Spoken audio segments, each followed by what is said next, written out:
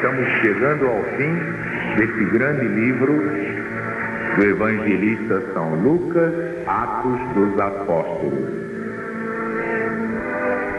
Tendo entrado Festo na província, depois de 3 dias subiu de Cesareia a Jerusalém, e os principais sacerdotes e os mais eminentes judeus lhe deram informações contra o apóstolo Paulo. E em detrimento dele, pediram a Festo como um favor que o mandasse vir a Jerusalém, armando-lhe uma cilada para o matar no caminho. Festo, porém, respondeu que Paulo estava detido em Cesareia. Portanto, disse ele, os que dentre vós têm prestígio, desçam comigo, e se há naquele homem algum crime, que o acusem. Tendo-se demorado entre eles cerca de 8 ou 10 dias, desceu a Cesareia, e no dia seguinte, sentando-se no tribunal, mandou trazer o apóstolo Paulo. Comparecendo este, os judeus o rodearam, os judeus que vinham de Jerusalém, e trazendo contra Paulo muitas e graves acusações, mas que não podiam provar.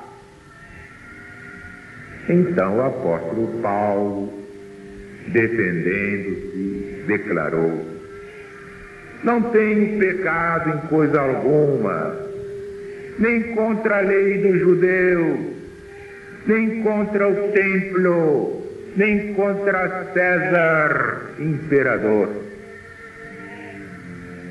Mas Festo, querendo alcançar o favor dos fariseus, perguntou ao apóstolo Paulo: queres subir a Jerusalém e ali ser julgado dessas coisas perante mim? Mas Paulo respondeu: estou perante o tribunal de César, onde devo ser julgado. Não tenho feito mal algum aos judeus, como tu bem sabes. Se, portanto, sou malfeitor e tenho praticado alguma coisa que mereça a morte, não recuso morrer. Mas se não são verdadeiras as coisas de que me acusam, ninguém me pode entregar a eles, e apelo para César. Então Festo, tendo conferenciado com o conselho, respondeu: para César apelaste, a César irás. Passaram alguns dias. O rei Agripa e Berenice chegaram a Cesareia para saudar Festo. Como se demorassem ali muitos dias, Festo expôs ao rei o caso do apóstolo Paulo, dizendo: Félix deixou aqui um homem preso, a respeito do qual, quando estive em Jerusalém, os principais sacerdotes e os anciãos dos judeus me deram informações pedindo que eu o condenasse. A eles respondi que não é costume dos romanos condenar homem algum antes de o acusado ter presente os seus acusadores e ter a oportunidade de se defender. Portanto, tendo-se eles reunido aqui, sem me demorar, no dia seguinte me sentei no tribunal e mandei trazer esse homem. Levantando-se os acusadores, não apresentaram contra ele acusação alguma dos crimes que eu supunha, mas tinham com ele certas questões sobre a sua religião e sobre um defunto chamado Jesus Cristo, que Paulo apóstolo diz que continua vivo. Eu, perplexo quanto ao modo de investigar essas coisas, lhe perguntei se queria ir a Jerusalém e ali ser julgado sobre essas questões. Mas, havendo Paulo apelado para que o reservassem ao julgamento do imperador, mandei que fosse detido até que eu o enviasse a César. Então disse Agripa a Festo: eu também desejava ouvir esse homem, esse apóstolo chamado Paulo. Então disse Festo: amanhã tu ouvirás. No dia seguinte, vindo Agripa e Berenice com grande pompa, e depois de entrarem na audiência com os tribunos e homens principais da cidade, Paulo foi ali trazido por ordem de Festo. E este disse: ó rei Agripa, e todos vós que estáis presentes conosco,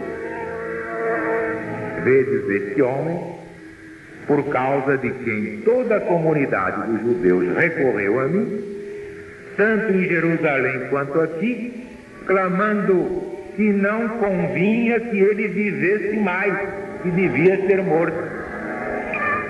Eu, porém, achei que ele nada havia praticado que merecesse a morte. Mas tendo ele apelado para o imperador, determinei remetê-lo. Dele nada tenho de positivo que escreva ao soberano, pelo que vou-lo tenho apresentado a vós, maiormente a ti, ó rei Agripa, para que depois de feito interrogatório, tenha eu alguma coisa que escrever. Porque não me parece razoável remeter um preso sem mencionar também as acusações que haja contra ele. Agripa disse a Paulo: a ti se te permite fazer tua defesa. Então o apóstolo Paulo, estendendo a mão, começou a falar: julgo-me feliz, ó rei Agripa, por ter de fazer hoje diante de ti a minha defesa de tudo que me acusam os judeus, maiormente porque és versado em todos os costumes e questões que há entre eles, pelo que eu te rogo que me ouças com toda a paciência. Quanto à minha vida durante a mocidade, que passei desde o princípio entre o meu povo e em Jerusalém, conhecem-na todos os judeus. Conhecendo-me desde o princípio, se quiserem dar disto um testemunho, como é que eu vivi fariseu, rigoroso, conforme a seita mais severa da nossa religião judaica. Agora estou aqui para ser julgado pela esperança da promessa feita por Deus a nossos pais, a qual as nossas 12 tribos, servindo a Deus fervorosamente de dia e de noite, esperam também alcançar. Por causa desta esperança, ó rei, estou sendo acusado pelos judeus. Por que é que se julga entre vós coisa incrível Deus ressuscitar os mortos? Eu, na verdade, entendia que devia fazer toda a oposição a Jesus o Nazareno, e o fiz acirradamente em Jerusalém, tendo recebido a autoridade dos principais sacerdotes. Eu não somente encarcerei muitos cristãos, como também dei meu voto contra eles quando os matavam. E muitas vezes, castigando-os por todas as sinagogas, os obrigava a blasfemar, e enfurecido cada vez mais contra eles, os perseguia até nas cidades estrangeiras. nesse intuito, indo a Damasco com autoridade e comissão dos principais sacerdotes, ao meio-dia, ó rei Agripa, vi no caminho uma luz do céu mais brilhante que o sol, a qual resplandeceu em torno de mim e daqueles que iam comigo no caminho de Damasco. Caindo nós por terra, ouvi uma voz que me dizia em língua hebraica: Saulo, Saulo, por que me persegues? Dura coisa que é recalcitrar contra o aguilhão. Eu perguntei: quem é, Senhor? Respondeu o Senhor: eu sou Jesus a quem tu persegues. Mas levanta-te, fica em pé, porque para isso eu te apareci, a fim de que te constituir ministro, testemunha das coisas que me viste e daquelas em que hei de me manifestar, livrando-te do povo e dos gentios, aos quais eu te envio, para lhes abrir os olhos, para que se convertam das trevas para a luz, do poder de Satanás para o poder de Deus, para que pela fé em mim recebam remissão de pecados e herança entre aqueles que são santificados. Por isso, ó rei Agripa, não fui desobediente à visão celestial, mas anunciei primeiro não só aos de Damasco e em Jerusalém e por toda a terra da Judéia, como também aos gentios, que se arrependessem, que se convertessem a Deus, praticando obras dignas de seu arrependimento. Somente por isso, alguns judeus me prenderam no templo e me procuraram matar. Tendo, pois, obtido o socorro da parte de Deus, permaneço até hoje, dando testemunho tanto a pequenos como a grandes, nada dizendo senão o que os profetas de Moisés disseram haver de acontecer, isto é, haver de sofrer o Cristo, e que seria ele o primeiro que pela ressurreição dos mortos havia de anunciar a luz ao povo e aos gentios. Aduzindo ele estas coisas em sua defesa, disse Festo em alta voz: estás louco, Paulo? Estás louco, homem? As muitas letras te tiram juízo. Mas Paulo disse: não estou louco. Ó potentíssimo Festo, digo palavras de verdade em perfeito juízo, porque dessas coisas tem conhecimento o rei, a quem falo também com franqueza, como persuadido estou de que nada disso lhe é oculto, porque isto não foi feito a um canto. Crês, ó rei Agripa, nos profetas? Eu sei que tu crês. O rei Agripa disse ao apóstolo Paulo: Paulo, com pouco me persuades a fazer-me cristão.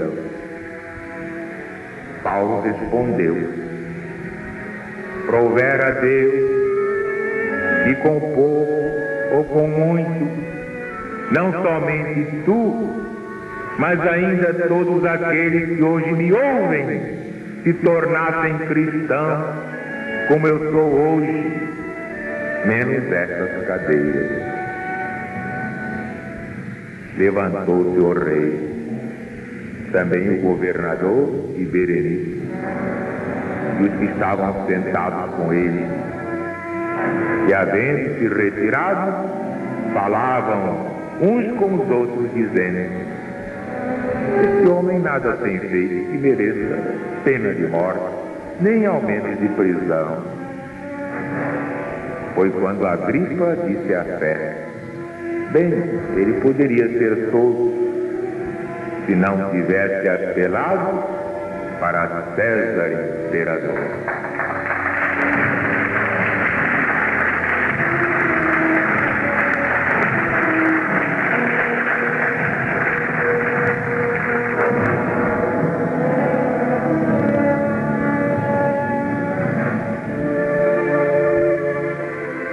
Esta é a história empolgante de um homem que pecou por ignorância. Saulo de Tarso.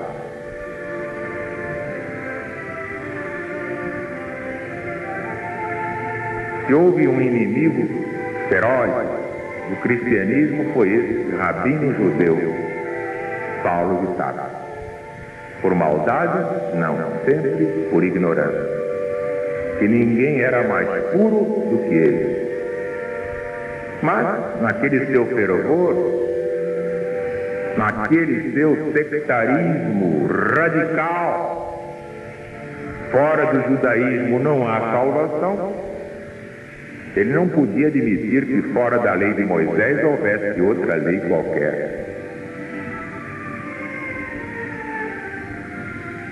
E foi o grande engano, porque havia, além da lei de Moisés, acima da lei de Moisés, acima de qualquer outra lei, a lei de Deus, lei eterna. Esta sim, Jesus veio pessoalmente trazer, e por isso foi tão combatido e crucificado. Ora, com sua vista profética, Jesus sabia que eram necessários quase 2 milênios para a humanidade entender o seu Evangelho. Não é curioso que só no fim desse ciclo venha a LBV trazer a revelação final, que é o novo mandamento do Cristo de Deus?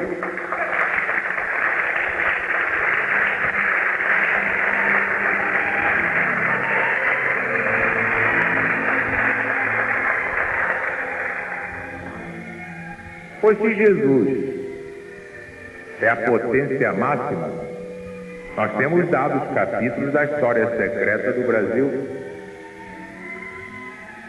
Humberto de Campos, espírito liberto dos grilhões materiais, reconstituindo a história do Brasil pelo prisma divino, de cima para baixo, mostrando como Jesus predestinou o Brasil para ser o coração do mundo, a pátria do Evangelho.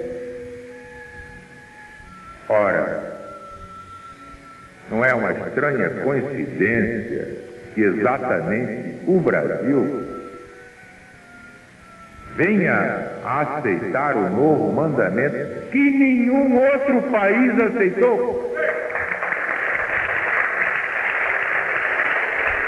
Porque agora no Brasil é que está o povo de Deus. É esse povo de pretos, de mulatos, de portugueses, de brasileiros, de índios, de italianos, de sírios, de libaneses, homens de todas as raças, amalgamadas pelo milagre do amor, preparando o Brasil para comandar o planeta.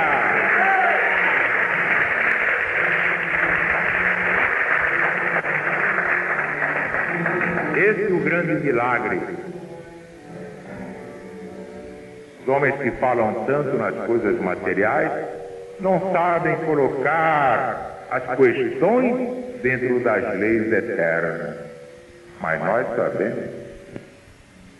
nós sabemos, pela vontade do Cristo planetário, o Brasil estará automaticamente governando o mundo pela força da verdade e pelo milagre do amor.